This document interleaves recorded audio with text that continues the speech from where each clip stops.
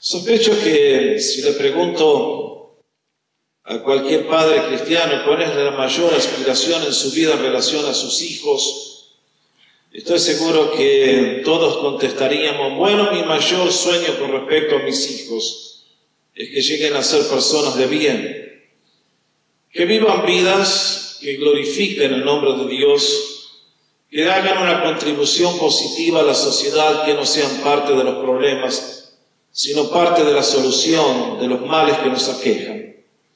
Estoy seguro que todos quisiéramos que nuestros hijos, sus nombres, sean reconocidos como un sinónimo de grandeza, no de bajeza, que sean reconocidos por logros que han alcanzado, cuyos nombres sean distinguidos. Y realmente creo que todo padre noble, madre buena, desea lo mejor para aquellos que Dios le ha dado como bendición. Sin embargo, las cosas no son simples. Hablar del tema de los hijos es un tema muy delicado, muy difícil, muy complejo. Para lograr que nuestros hijos alcancen el potencial que Dios le ha dado y que se encaminen a la misión por la cual los ha enviado no es cosa sencilla. Enemigos poderosos obstruyen nuestro paso, se oponen a nuestros mejores intentos. Nuestros hijos, llegado el momento, tendrán que hacer decisiones críticamente difíciles, tendrán que elegir la vocación siendo jóvenes y muchas voces reclaman por su atención. Tendrán que elegir con quién van a compartir la vida, lo cual no es nada sencillo, créanme. Y sumado a eso, las voces que distraen diciendo: este es un mejor camino que el que te ofrecen tus padres. Sigue este otro que te va a ir mejor. Por lo tanto, hablar de la bendición de nuestros hijos es mi deseo en esta mañana, pensando.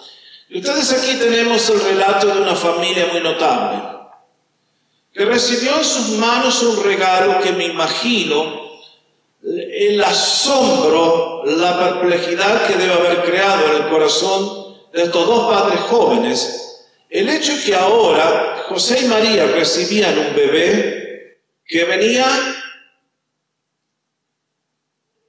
del cielo y que Dios lo enviaba para cumplir un propósito especial y que le encomendaba a ellos el privilegio y la responsabilidad de criarlo como cualquier otro bebé que caminó por este mundo. Realmente el privilegio y la responsabilidad eran inmensos, enormes.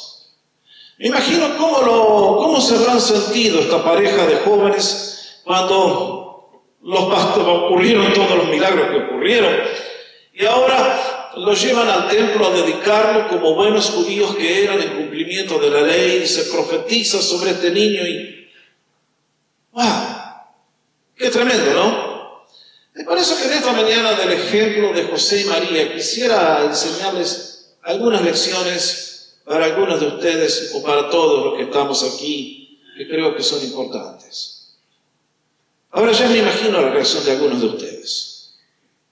Algunos van a decir: pastor, si usted va a hablar de la bendición de nuestros hijos, yo me desenchufo, empiezo a hacer text message. Yo ya soy abuelo, mis hijos volaron todos del hogar, ¿qué me importa su tema? Caballero, dama, cambie de actitud. En esta vida nunca nos graduamos de la tarea de ser padres.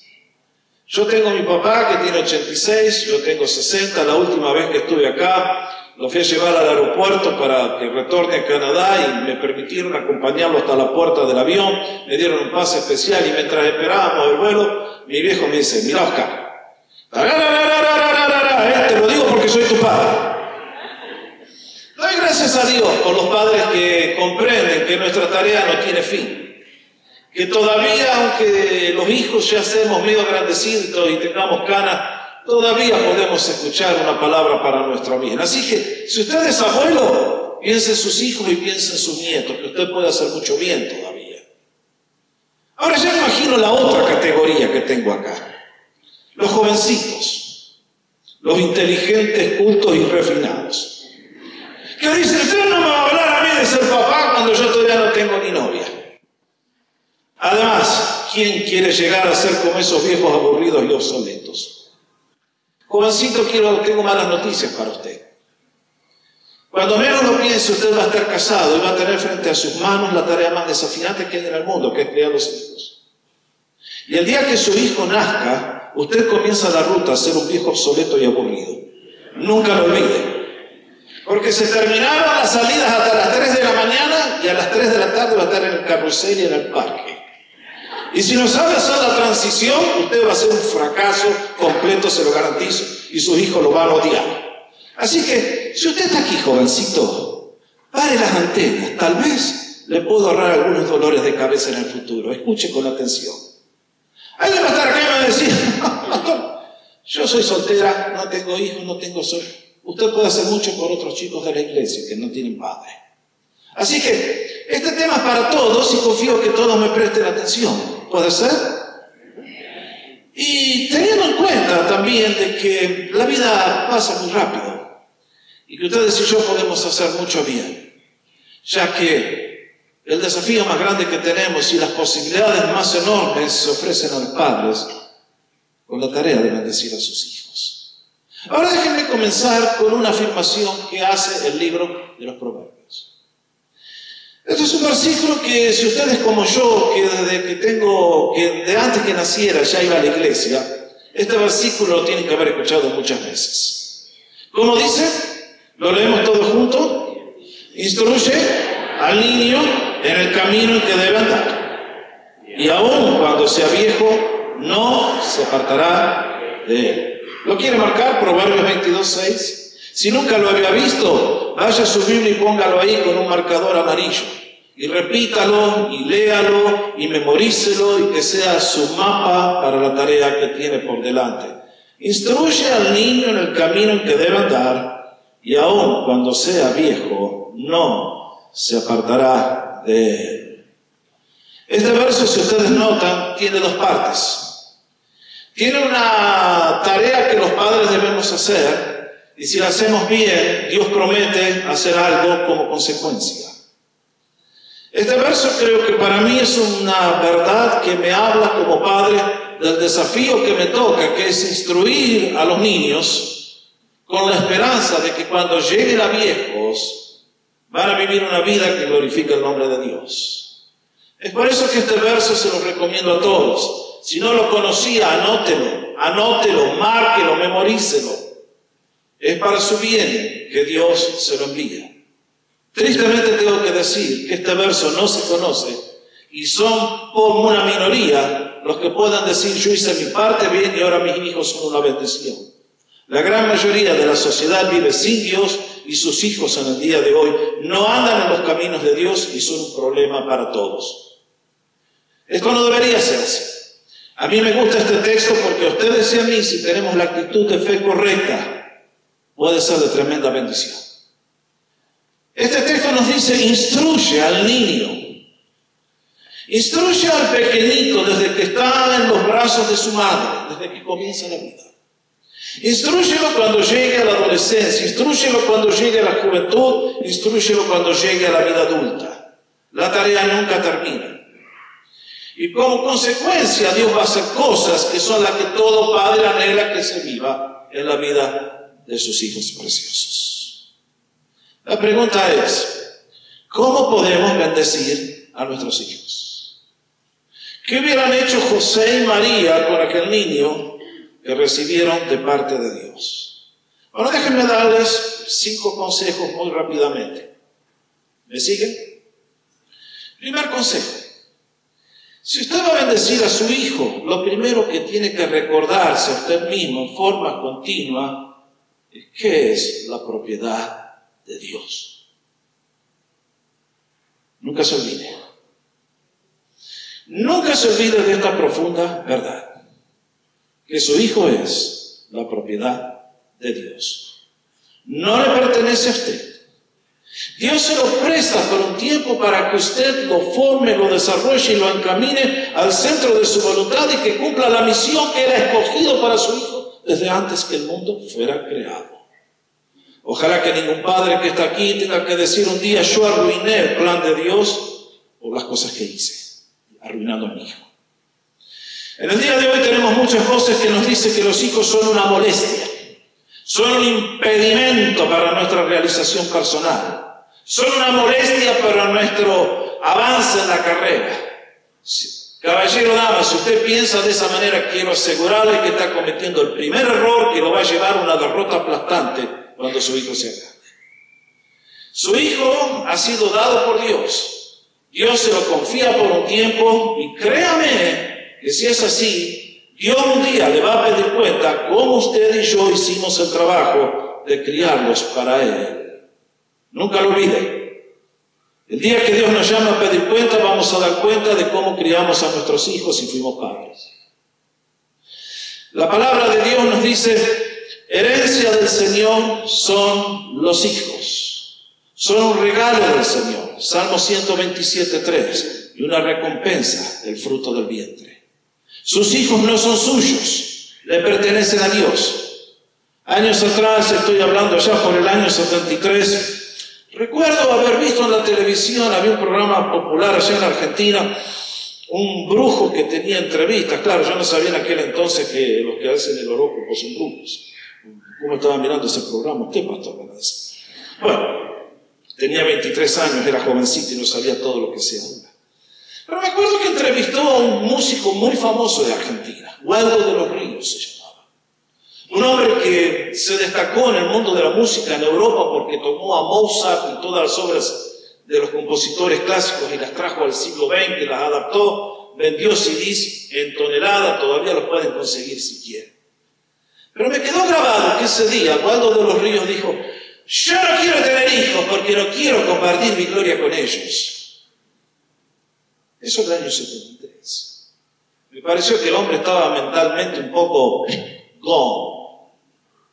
No me sorprendió en el año 77 cuando escuché Waldo de los Ríos se suicidó. Usted piensa mal, se conduce mal, termina mal. Si usted cree que los hijos son una molestia, son una maldición, son una desgracia que le ha venido, caballero, dama, no tengo buenas noticias para usted. Dice la Biblia, todo lo que el hombre siembra eso mismo va a volver a cosechar. La persona que piensa mal está condenado a tener una cosecha de amargura, de dolor, de frustración, de venganza. Cuando Dios quiere bendecir a la sociedad, envía a un bebé. Cuando Dios quiso salvar al mundo, envió a su hijo. Y en el día de hoy las cosas no son distintas. Usted que recibe esos hijos, recibe un regalo de Dios. Tómelo como tal. Sepa que tiene la oportunidad de en corto tiempo de bendecirlo y de prepararlo para la tarea que Dios les envía. Segundo principio. Si tenemos que recordar que son propiedad de Dios, segundo principio, tenemos que saber que el arma más poderosa que tenemos para influenciarlos es nuestro propio ejemplo. Es nuestro propio ejemplo. Tristemente, la realidad es que vuestro hijo nace fallado. Eso no se le puede decir a un padre que adora a su Diosito. Y dice este angelito que el cielo me mandó. Y reconocemos que son herencia del Señor. Pero tristemente todos traemos adentro también la simiente de Adán. Y tenemos la propensión al mal y al pecado y a las cosas que desagradan a Dios. Nuestro texto dice, enseña al niño en el camino que debe andar. Y ahí comienza nuestro punto de tensión y nuestra lucha. No en el camino que a él le gusta, no en el camino que él piensa que es el mejor. Hay un camino en el cual el niño debe andar y todos debemos entrar y es la voluntad de Dios. Pero la voluntad de Dios implica un precio, ustedes lo saben. Y es por eso que comienza la lucha con el tema del pecado y la rebelión y la insubordinación y todo lo que ustedes conocen. Y uno de los grandes peligros es no hacer nada. Pensar que yo soy un abuelito y que no tengo nada que hacer.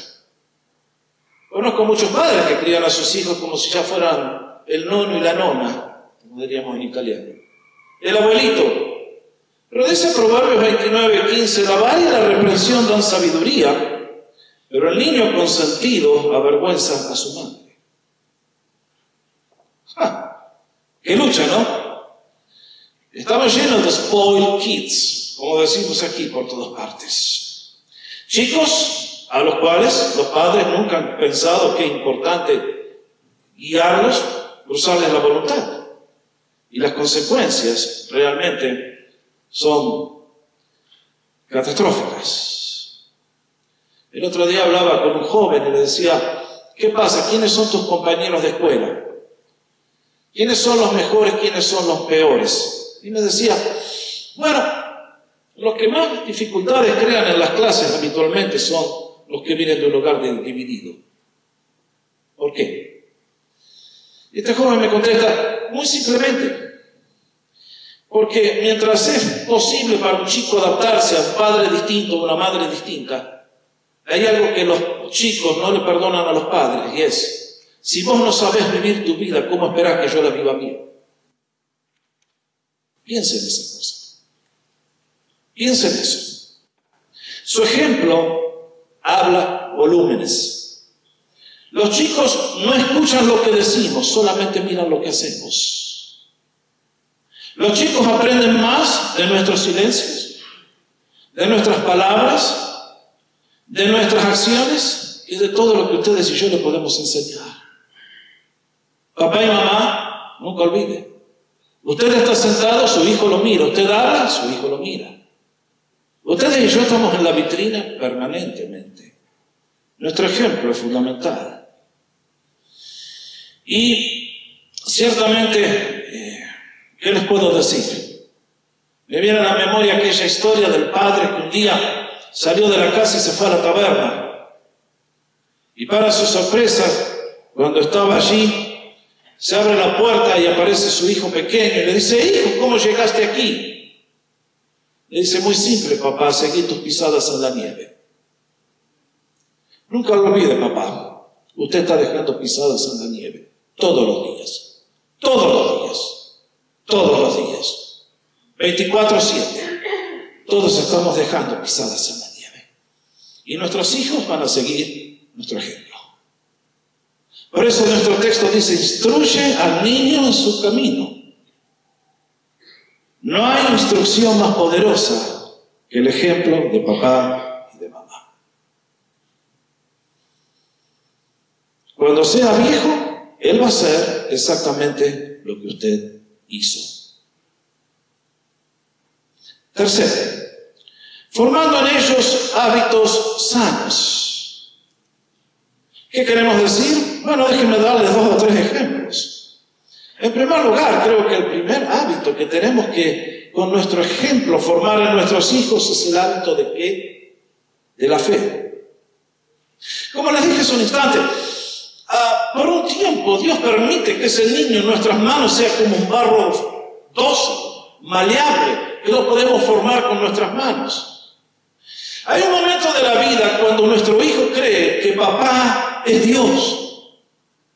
Que papá cuando habla verdad siempre. Que lo que él dice es lo correcto, lo exacto, lo preciso. Que todo lo que él piensa, no hay más sabio que papá. Esos son los años cuando tenemos la gran oportunidad de hacer algo por ellos. Ahora imagínense cuando papá está perdido, cuando mamá está perdida.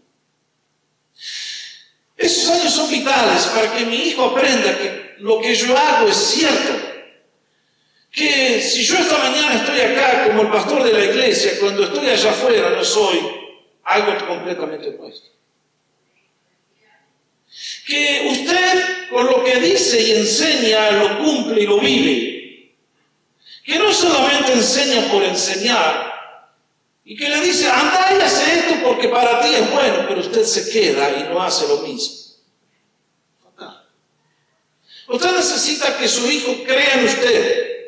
Y para eso su ejemplo es vitalmente importante.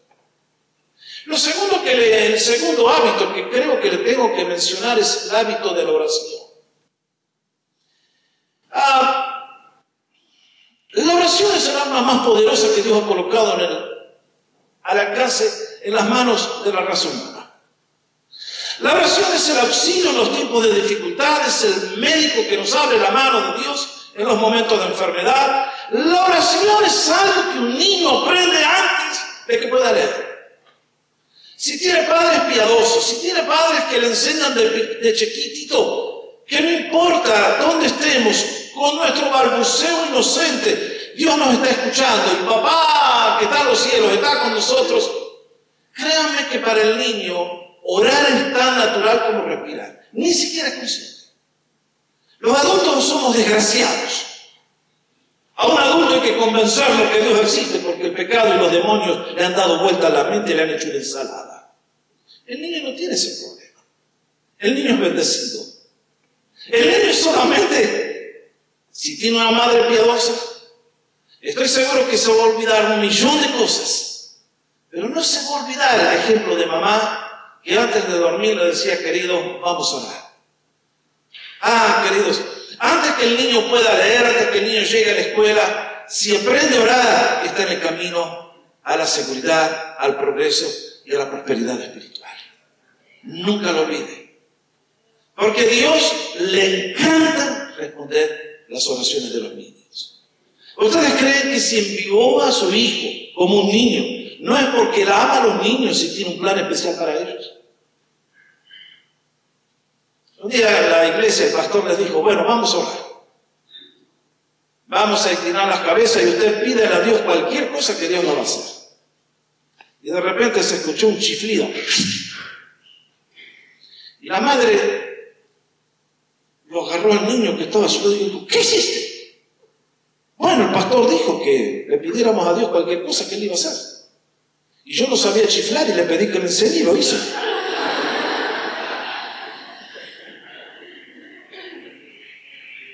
Ustedes se ríen. Es una buena historia. Pero realmente Dios le enseña a los niños cosas imposibles. Siempre recuerdo mi primera oración contestada. Tenía 7 años.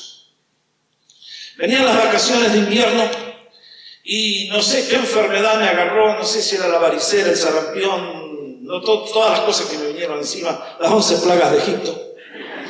Y mamá me lleva al médico y el médico, recuerdo patente, que le dice, señora, su hijo va a tener que estar en cama 2 semanas. ¡Qué noticia! Yo que tenía planeado jugar todos los días al fútbol. Esa noche volví a casa y cuando me fui a dormir al Señor le pedí, Señor, ¡sáname! Me hice pentecostal, como siempre dije. Y pueden creer, al día siguiente me levanto fresco como una lechuguita y a jugar me fui y me pasé todas las vacaciones jugando. Y así es Dios. A Él le encanta contestar las oraciones de los niños. Lo único que lamento de aquellas vacaciones que tanto fútbol jugué que el Barcelona no me descubrió. Grave. Pero bueno, no era mi vocación, ustedes saben. Queridos míos, el hábito de la oración. El hábito de la oración que le enseñamos al niño y el hábito de la oración cuando como familia nos juntamos antes de retirarnos y estudiamos la palabra de Dios, leemos algo juntos y oramos como familia. La familia que ora unida permanece unida, lo decimos. La oración es la llave que cierra el candado de la casa a la noche, es la que abre el día con todas sus posibilidades. No lo olvide nunca. Usted tiene diablos y demonios que están buscando destruir a su hijo. Lo van a intentar en la escuela, lo van a intentar en el pre-kinder, lo van a intentar en todas partes. Damas y caballeros, usted tiene más poder y toda esa fuerza si usted cree en Jesús y le enseña su libertad. Y va a llegar el día que no va a haber teoría en la universidad que lo pueda desviar ni lo pueda confundir, porque la obra del Espíritu es genuina y real en el corazón de nuestros niños. Además, permítame instruirle, alentarle a que desarrollen ellos el hábito de la lectura bíblica. Me gusta la obra que hicieron la abuela y la madre de Timoteo, aquel joven de la Biblia que leemos en el Nuevo Testamento. San Pablo le dice, desde la niñez has sabido las Sagradas Escrituras, las cuales te pueden dar la sabiduría que lleva a la salvación mediante la fe en Cristo Jesús. Aquí había una abuela y una madre que habían hecho su trabajo bien. Timoteo desde niño conocía las Sagradas Escrituras y estaba en camino a la salvación. Le pregunto, papá, ¿está su hijo en camino a la salvación en este día? Acá nuestro texto dice, enséñale al niño para que cuando llegue a viejo no termine en el lugar equivocado. Señor papá, si su hijo un día se pierde y no va al cielo, Dios le va a pedir cuentas a usted. No lo olvide. Usted no puede convertir a su hijo. Pero pero sus acciones y su ejemplo, caramba, que abren la puerta a la mano de Dios. Es por eso que de manera humilde, todos los días, que se junte la familia, lean un párrafo de la Biblia. No, por supuesto, sea sabio, no le lea cuando David le cortó la cabeza a Goliat y la llevaba de los pelos, para aterrarlo al chico. Hay que ser un poquito sabio. Pero sepa seleccionar, familiarícese con los textos bíblicos y usted hará mucho bien por aquellos a quienes ama. Además, permítanme enfatizar, y no puedo enfatizar lo suficiente, el próximo hábito que es la asistencia a la iglesia. Vean lo que dice Lucas 4. ¿Cómo dice? Ahora Jesús tiene 30 años. Se ha dado a conocer al mundo y que dice, llegó a Nazaret donde había sido criado y según su hábito entró a la sinagoga el día de reposo y se levantó a leer. Bueno, menos mal que María no era como muchas madres hispanas que se la pasan mirando las novelas de Telemundo y a Univisión. Menos mal que José no era de esos padres que pegan y dejan a sus hijos porateados. Cuando Dios le dio el privilegio a José y a María de criar a su hijo, con cuánto cuidado lo debe haber elegido. Dios no elige a cualquiera para enviar un tesoro tan grande. ¿No creen ustedes? Si el milagro de Navidad volviera a ocurrir hoy, ¿creen que el ángel Gabriel vendría a nosotros a hacer el anuncio? Dios te conoce a ti, a mí también. La escogió bien. Y veo que aquellos hombres, aquella pareja sabia, humildes, sin dinero, sabían hacer las cosas que eran importantes. Primero hicieron la presentación del niño a los 8 días. Y evidentemente en esos 30 años de silencio que Jesús estuvo en Nazaret, lo fueron formando y guiando, y todos los sábados fieles, aquella familia estaba en la sinagoga y Jesús aprendió la importancia de la iglesia. No caiga en la trampa que su hijo tiene que estudiar el día domingo. No caiga en la trampa usted, Señor, con la idea de que usted tiene que proveer a su familia y es más importante proveer estar en la casa de Dios. A la larga o a la corta, los castillos Dios los sopla y se van a desmoronar. Si nosotros honramos a Dios, Dios lo va a honrar a nosotros. Nuestro texto dice, instruye y un día vas a tener la recompensa. Nunca lo olvidemos. Tráigalos usted a la iglesia, no los mande. Usted tiene que darles el ejemplo. Por último, formando en ellos hábitos sanos, les dije, cuarto principio, instruyéndolos con amor y paciencia. Bueno, en este punto ciertamente hay mucho para hablar. Pero usted que es adulto sabe la diferencia que hay entre ser guiado y ser empujado, ¿no? Usted sabe lo que es tener un líder que lo guía y un patrón que lo empuja. Con los niños es exactamente igual. Nuestros niños tienen un corazón que el padre tiene que ganar. Si usted, papá y mamá, es uno de esos necios que creen que porque usted es padre, el niño le debe obediencia, está cometiendo el primer error. Usted tiene que ganar a través de la ternura, de la comprensión, del escuchar, del aprender, de la humildad, el corazón de ese niño. El enojo puede hacer que se detenga en alguna conducta que a usted no le gusta. Pero sepa que el castigo y la violencia física lo único que van a generar es una pared entre usted y el corazón de su hijo. Su hijo le va a comenzar a temer, le va a comenzar a desconfiar. Y si él está convencido que usted es su enemigo, se acabó la tarea. No hay más nada que hacer. Usted va a decir, ¿y entonces cómo hacemos? Encomiéndese al Señor todos los días para que le dé sabiduría. ¿Quién escribió el libro? Que corrección significa tomar la vara y reventar al niño a golpes. ¿Quién escribió el libro? Que dice que a los niños hay que castigarlos para descargar la frustración que traigo de la oficina. 4 veces. Y no disfruté ninguna, se los aseguro, porque fueron todas injustas. Mamá me la dio una sola vez. Y tenía razón porque me la gané. Pero damas y caballeros, en el día de hoy estamos llenos de gente que uno se va a un extremo que son, como digo, los abuelitos que no hacen nada. Y otros que diseñan nuevos métodos para cómo darle peor a sus hijos. Damas y caballeros, es fatal. Usted no se va a recuperar de eso.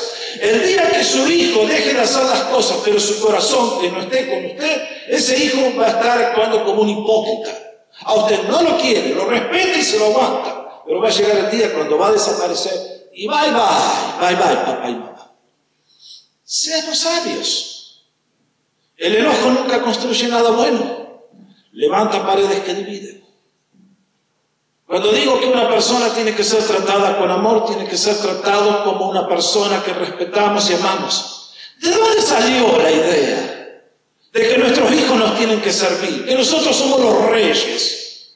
Eso es ignorancia cultural pura y derecha. Que nuestros hijos nos deben obediencia. No, usted se gana eso con su conducta y su ejemplo. Su hijo va a estar dispuesto a dar su vida por usted. Si ve que usted es una persona coherente, sabia, respetuosa, que lo trata a él a la altura que se merece. Ah, queridos, cuánto horror que ha tenido Latinoamérica por no conocer la Biblia. Nuestros hijos han sido criados en la barbarie. Algunos de ustedes me cuentan historias de cómo han sido criados que me sacan lágrimas. Pensar que han sido sometidos a semejantes abusos de todo tipo. Ignorancia pura. Latinoamérica, habiendo sido robado de la Biblia, nos criaron de acuerdo a los valores culturales y vaya basura los valores culturales que tenemos en nuestros países. Queridos míos, ustedes y yo que amamos a Jesús tenemos que volver a este libro bendito y pedirle, Señor, dame gracia. Mi hijo es un tesoro, ayúdame a amarlo como tú me amas a mí. Pero también nos dice que tenemos que tener paciencia, porque nuestros hijos tienen un proceso a largo plazo. No crecen de un momento al otro. Siempre recuerdo año 69, los astronautas americanos llegaban a la Luna. Y recuerdo que Neil Armstrong, el primer hombre que ponía su pie en el suelo lunar, estaban haciendo entrevistas y decían, ¿por qué escogieron un hombre de 40 años de edad? Que es la edad de Neil en aquellos años. Y siempre recuerdo que alguien dijo, porque un hombre a los 40 años ha alcanzado la madurez, está en el mejor punto de su vida. Y me quedó grabado, yo era muy jovencito y dije, ¿será que todavía me falta tanto para aprender? ¿Será que todavía me falta tanto para madurar? Ahora que pasé los 40 dije, tenía razón el experto que dijo eso. Si usted sabe muy bien, una persona hasta que alcanza el nivel que Dios nos ha dado, y hay algunos que nunca lo alcanzan, ni a los 80, necesita 40 años de desarrollo. Por lo tanto, no le exija a su hijo más de lo que puede dar. Enséñele primero, guíelo, enséñele, muéstrele. No le exija lo que usted no podía. Que no le pase lo de aquel padre que un día el chico estaba luchando con los deberes y no podía hacerlos. Y el padre dice, hijo, no te da vergüenza. Hijo, que me avergonzás. A tu edad, Abraham Lincoln era el mejor estudiante de la clase. El niño mirándolo le dice, padre, ¿y a ti no te da vergüenza? A tu edad, Abraham Lincoln era el presidente.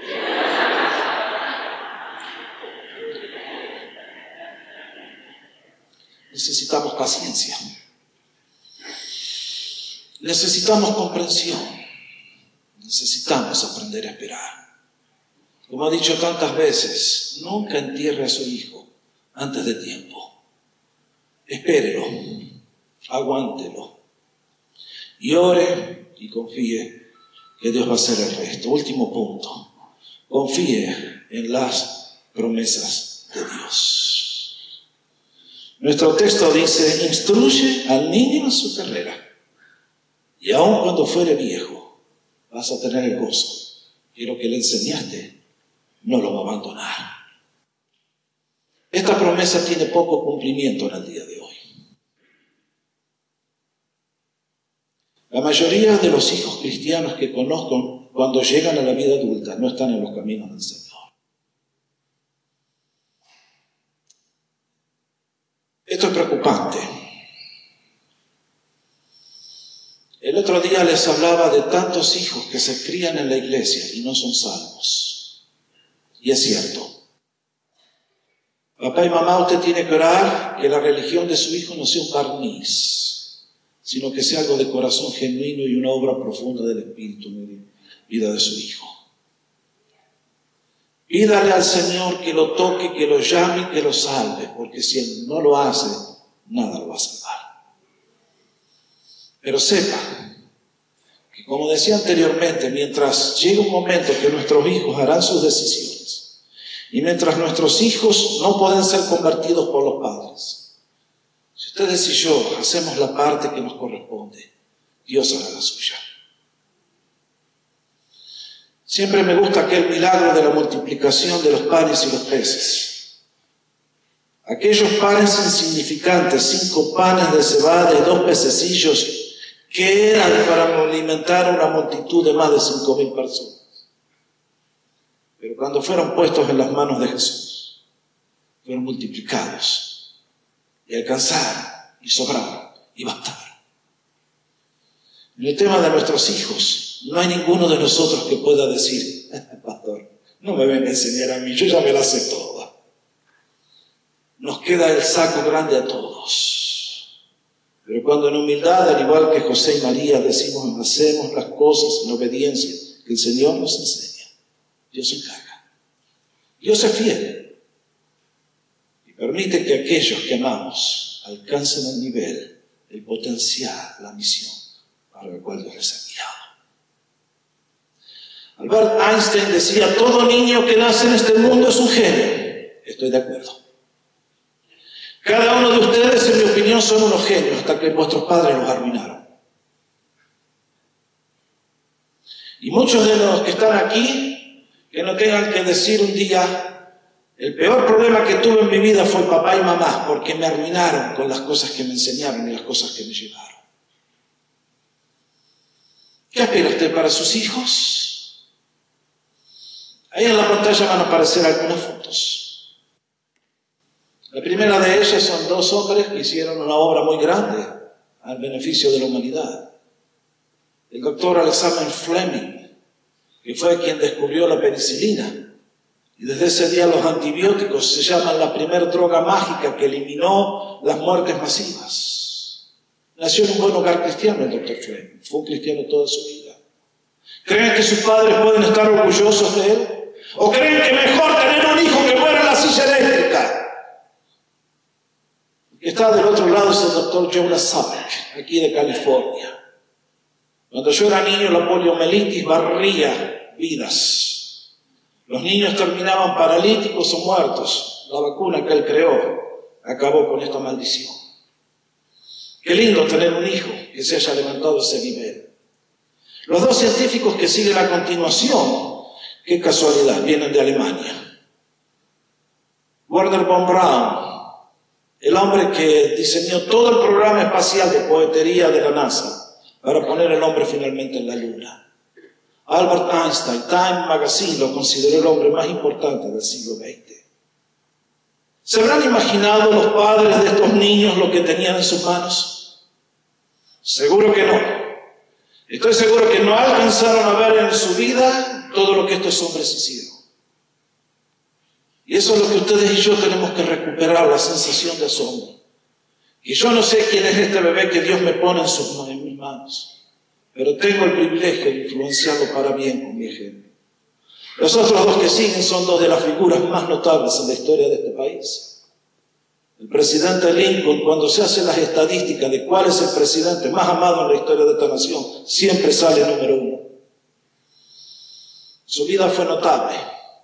Nació en medio de la pobreza, en medio de condiciones que ni siquiera escuela tenía para ir, y sin embargo, de su lugar humilde, de una choza en el campo, nació un estadista notable, increíblemente competente. El doctor Martin Luther King no hace falta mencionarlo. Y uno dice, ¿se habrán imaginado los padres quienes recibían? De la misma manera, pregúntese usted, papá y mamá, ¿a quién me ha enviado Dios en mi casa? ¿A quién me ha enviado Dios? Piénselo por un momento. Eso le va a llevar a las rodillas y le va a llevar a que usted y yo oremos intensamente por la vida de ese niño. Entonces, 5 principios. Mis hijos son la bendición de Dios para mí. Mi ejemplo personal es críticamente importante. Debo formar en mis hijos hábitos sanos. El amor es el fundamento de mi relación con ellos. Si yo hago mi parte, Dios hará la suya. El ejemplo de José y María es un ejemplo inspirador. Cuando Dios tuvo que salvar el mundo, nos mandó lo más precioso que tenía, su Hijo. Lo puso en manos de una pareja de carne y hueso como ustedes y como yo. Y hoy la vida de Jesús nos continúa bendiciendo. Ciertamente nuestros hijos no van a ser el Señor Jesucristo, pero pueden ayudar a que este mundo que se debate en la miseria, el dolor y el llanto y la frustración pueda ser un lugar mejor, porque nosotros los pusimos en el camino a la grandeza. Que el Señor bendiga a su pueblo al considerar el privilegio y la responsabilidad que significa aprender a bendecir a nuestros hijos. Vamos a ponernos de pie.